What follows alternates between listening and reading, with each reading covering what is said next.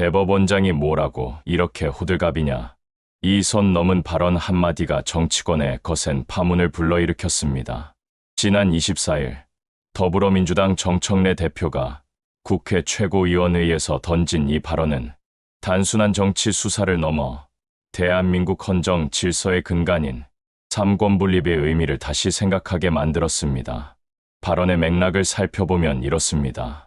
조희대 대법원장 후보자에 대한 인사청문회를 둘러싸고 논란이 계속되자 정 대표는 국민은 불의한 대통령도 갈아치운다.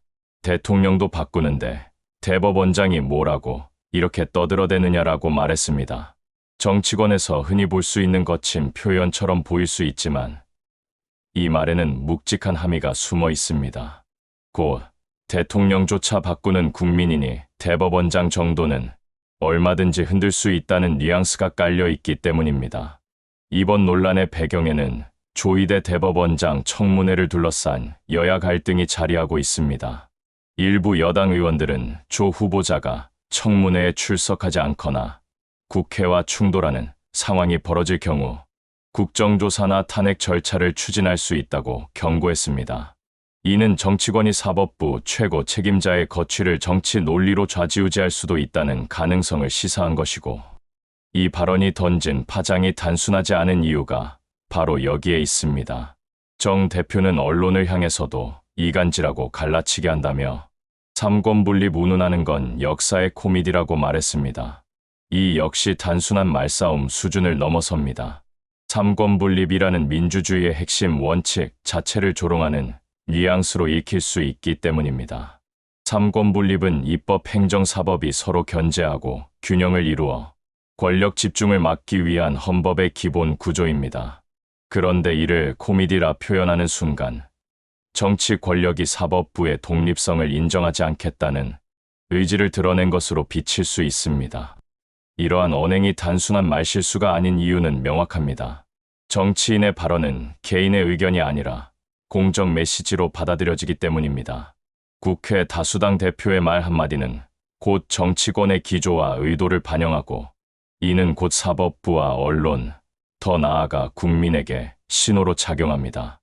특히 사법부를 향해 대법원장이 뭐라고 라고 말하는 것은 입법부가 사법부를 지휘하거나 통제할 수 있다는 오해를 불러일으킬 수 있고, 이는 헌법이 정한 권력 분립의 경계를 무너뜨리는 발언으로 해석될 여지가 큽니다. 결국 이 논란은 한 정치인의 거친 발언을 넘어 권력이 어디까지 개입할 수 있는가, 민주주의의 마지노선은 어디인가라는 본질적 질문을 던지고 있습니다. 말은 곧 사고를 드러내고 사고는 정책과 행동으로 이어집니다. 그렇기에 정치인의 말은 결코 가볍게 다뤄질 수 없습니다. 정청래 대표의 이번 발언은 우리 사회가 헌법의 기본 가치인 삼권분립을 얼마나 존중하고 있는지 다시 점검해야 할 시점을 맞이했음을 보여주는 신호탄입니다. 지금 우리가 사는 민주주의 사회는 결코 당연하게 주어진 것이 아닙니다. 수많은 피와 투쟁, 그리고 역사의 시행착오 끝에 이뤄낸 결과물이죠. 그 중심에 있는 가장 핵심적인 원리가 바로 삼권분립입니다. 너무 익숙해서 자주 듣지만 정작 그것이 왜 중요한지 깊이 생각해 본 사람은 많지 않습니다. 그러나 삼권분립의 본질을 이해하지 못하면 오늘날 정치권의 선 넘은 발언이 왜 위험한지도 정확히 알 수 없습니다. 삼권분립이란 한마디로 말해 국가 권력을 입법부, 행정부, 사법부라는 세 가지 기관으로 나누어 서로 견제하고 균형을 이루도록 한 제도를 말합니다. 입법부는 법을 만들고, 행정부는 법을 집행하며, 사법부는 법을 해석하고 재판을 통해 정의를 세우는 역할을 합니다. 이렇게 권력을 나누는 이유는 단 하나, 권력의 집중을 막기 위해서입니다. 역사를 돌아보면 권력이 한 사람, 한 집단에게 집중되었을 때 항상 비극이 시작되었습니다.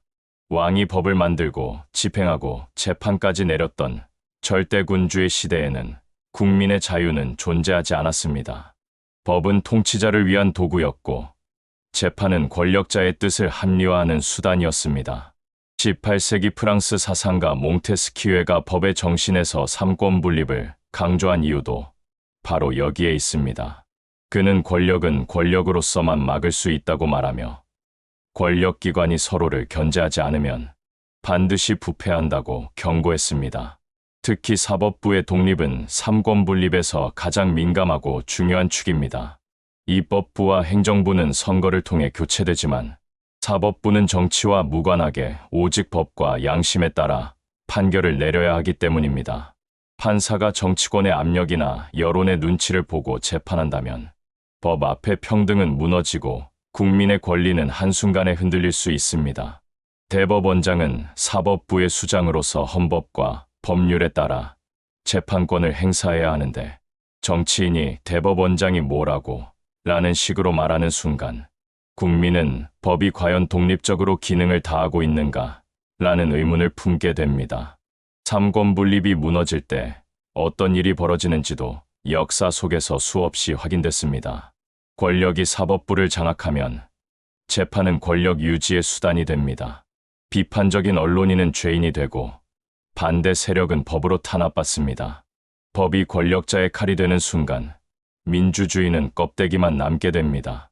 실제로 과거 우리나라에서도 정치적 재판, 사법농단, 정권 입맛에 맞춘 판결이 존재했고 그것이 사회 전체의 신뢰를 무너뜨렸습니다. 따라서 정치인은 사법부를 향해 단 한마디 말을 하더라도 신중해야 합니다. 삼권 분립은 헌법이 보장한 절대 원칙이며 정치권이 그 경계를 침범하는 순간 민주주의는 기울기 시작합니다. 대법원장이 뭐라고 라는 말은 단순한 비유가 아니라 정치가 법 위에 있다는 신호로 읽힐 수 있고 이는 민주주의의 근간을 흔드는 위험한 언어입니다. 우리가 삼권 분립을 지켜야 하는 이유는 단순히 헌법 조항 때문이 아닙니다. 그것이 국민 한 사람 한 사람의 권리를 지키는 방패이기 때문입니다. 법원이 정치 권력과 독립되어 있어야 국민은 재판에서 공정한 보호를 받을 수 있고 행정부가 법을 넘어설 수 없도록 제어할 수 있습니다. 권력이 언제든 바뀌고 사람은 떠나지만 법과 사법부의 독립은 국가의 지속성과 국민의 자유를 지탱하는 기둥입니다. 지금 다시 삼권 분립을 이야기하는 이유는 분명합니다. 그것이 무너지는 조짐은 늘 작은 말에서 시작되기 때문입니다. 단 한마디의 말이 헌법의 균형을 흔들 수 있습니다. 그래서 정치인의 언어는 가볍지 않아야 하며 삼권 분립이라는 경계선을 넘지 않는다는 점을 늘 스스로에게 각인시켜야 합니다. 삼권 분립의 원칙에서 사법부의 독립이 가장 중요하다고 말하는 이유는 그것이 단순히 법원이라는 한 기관의 자존심 문제 때문이 아닙니다. 사법부가 흔들리는 순간 민주주의 전체가 흔들리기 때문입니다. 법이 더 이상 법으로 기능을 하지 못하고 정의가 권력의 도구로 변질되는 순간 국민의 권리는 단 한순간도 안전할 수 없습니다. 한국 현대사만 돌아봐도 권력이 법원을 장악했을 때 어떤 비극이 벌어졌는지 알 수 있습니다. 1970, 80년대 군사정권 시절 우리는 이미 역사 속에서 이런 일들을 수없이 경험했습니다. 정권의 비판적인 인사들은 재판을 통해 정치범으로 몰려 감옥에 갔습니다. 법정은 진실을 가리는 곳이 아니라 정권의 의도를 합리화하는 무대가 되었고 판결문은 정의의 언어가 아닌 권력의 명령서에 가까웠습니다. 국민은 사법부를 더 이상 신뢰하지 않았고 법은 권력 편이라는 냉소적인 말이 널리 퍼졌습니다. 사법부 독립이 무너질 때 생기는 가장 큰 문제는 예측 가능성의 붕괴입니다. 법은 누구에게나 공평해야 하며 같은 사건에는 같은 판결이 내려져야 합니다. 하지만 정치 권력이 개입하면 결과는 권력자의 의중에 따라 달라지게 됩니다. 어제는 무죄였던 일이 오늘은 유죄가 되고 이번엔 유죄였던 사건이 다음 정권에서는 무죄가 됩니다. 이런 불확실성 속에서 국민은 법을 믿지 못하게 되고 결국 법 치주의 자체가 흔들립니다. 해외 사례도 마찬가지입니다. 폴란드에서는 정부가 헌법재판소 판사를 직접 임명하고 판결에 영향력을 행사하려 한 사건이 있었습니다. 처음엔 국민 다수가 별다른 문제를 느끼지 못했지만 몇 년이 지나자 상황은 급변했습니다. 정부를 비판하는 언론인에게 유죄 판결이 내려지고 반대파 정치인들이 법적 절차라는 이름 아래 구속되기 시작했습니다. 유럽연합은 폴란드의 민주주의가 후퇴했다고 지적했고, 결국 국제 신뢰도와 투자 환경은 급격히 악화됐습니다. 이처럼 법원이 독립성을 잃으면 그 피해는 정치권이 아니라 국민과 국가 경제, 사회 전체에 돌아옵니다. 더 무서운 것은 사법부의 독립이 무너질 때 그것이 서서히 조용히 진행된다는 점입니다. 처음에는 단 한 명의 판사 인사에서 시작될 수 있습니다. 다음엔 특정 사건에 대해 압력이 가해지고 어느새 법원은 권력자의 눈치를 보는 조직으로 변합니다. 그리고 어느 순간 국민도 모르게 정의라는 단어는 사라지고 충성과 복종이 법을 대신하게 됩니다. 역사는 이를 너무나 뼈아프게 증명해 왔습니다. 사법부가 제 역할을 하지 못하면 국민이 받을 피해는 상상을 초월합니다. 예를 들어 재판이 공정하지 않다면 재산권이 침해될 수 있고, 행정부가 불법을 저질러도 처벌받지 않으며 표현의 자유와 인권 역시 법으로 보호받지 못합니다. 기업 활동도 마찬가지입니다. 공정한 재판이 보장되지 않으면 투자자들은 그 나라를 떠나고 시장의 신뢰는 무너집니다. 결국 피해자는 국민 전체가 되는 것입니다. 이런 이유로 선진 민주주의 국가들은 사법부의 독립을 절대적인 가치로 여깁니다. 사법부를 향한 정치인의 말 한마디, 언론의 비판을 억누르려는 시도 하나하나를 민감하게 지켜보는 이유가 바로 여기에 있습니다. 그 작은 균열이 훗날 민주주의 전체를 무너뜨릴 수 있다는 걸 알기 때문입니다. 법이 권력의 손에 들어가는 순간, 법은 더 이상 법이 아니다. 이 말은 단순한 경고가 아니라 민주주의를 지키기 위한 최소한의 진실입니다. 사법부의 독립을 흔드는 것은 단순히 법원의 문제가 아니라 국민 모두의 권리를 위협하는 일이며 결국 국가 전체의 기반을 흔드는 행위입니다. 그래서 우리는 정치권의 사법부 개입을 한 사람의 실언으로 치부해서는 안 됩니다. 그것은 민주주의의 뿌리를 흔드는 심각한 신호이며 반드시 경계하고 막아야 할 위험입니다. 정치인의 언행 중에서 특히 주목해야 할 대목이 있습니다. 정청래 대표는 이번 논란에서 사법부뿐만 아니라 언론을 향해서도 날을 세웠습니다. 그는 언론 보도를 두고 이간질한다, 갈라치게 한다는 표현을 사용하며 청문회를 둘러싼 비판 보도를 역사의 코미디라고 일축했습니다. 겉으로 보면 단순한 불만 표출 같지만 이 말에는 위험한 함정이 숨어 있습니다. 민주주의 사회에서 언론이 수행해야 하는 본질적 역할을 폄하하고 더 나아가 권력 감시라는 기능 자체를 무력화하려는 시도로 읽힐 수 있기 때문입니다. 언론은 단순히 뉴스를 전하는 기관이 아닙니다. 언론의 존재 이유는 권력을 감시하고 견제하는 것이며 국민의 눈과 귀가 되어 권력자들이 어떤 결정을 내리고 어떤 행동을 하는지 투명하게 보여주는 것입니다. 입법부가 법을 만들고 사법부가 판결을 내리듯 언론 역시 민주주의 체제에서 반드시 존재해야 할 하나의 축입니다. 언론이 없다면 국민은 권력이 어떤 일을 벌이고 있는지 알 수 없고, 알지 못하면 감시도 견제도 할 수 없습니다. 역사를 돌아보면 모든 권위주의 정권이 가장 먼저 한 일이 언론을 장악하거나 침묵시키는 것이었습니다. 박정희 정권 시절 비판적인 언론은 폐간되거나 기자들이 해직되었고 검열이 일상화되었습니다. 전두환 정권에서는 언론 통폐합이란 이름 아래 수많은 언론사가 강제로 사라졌습니다. 그 결과 국민은 정권이 보여주는 정보만 접할 수 있었고 진실은 철저히 가려졌습니다. 언론이 입을 다문 사회는 결국 권력의 독백만 남게 되고 그것은 민주주의가 아닌 독재입니다. 해외 사례도 비슷합니다. 터키의 에르도안 정부는 반정부 언론을 탄압하며 언론인을 체포했고 러시아에서는 푸틴 정권을 비판한 언론이 폐간되거나 기자들이 의문의 사고를 당했습니다. 그렇게 언론의 입이 막히자 국민은 권력이 어떤 잘못을 저지르고 있는지조차 알 수 없었고 국가 전체가 통제된 정보 속에서 움직이게 되었습니다. 이런 사례들이 말해주는 사실은 단순합니다. 언론의 자유가 무너지면 민주주의도 함께 무너진다는 것입니다. 언론은 민주주의에서 사법부만큼이나 중요한 견제 장치입니다. 사법부가 법의 이름으로 권력을 통제한다면 언론은 정보의 이름으로 권력을 감시합니다. 권력자 입장에서는 언론이 늘 불편할 수밖에 없습니다. 자신의 말과 행동을 들춰내고 비판하고 때로는 실수를 공개하기 때문입니다. 하지만 바로 그 불편함이 민주주의를 지탱하는 힘입니다.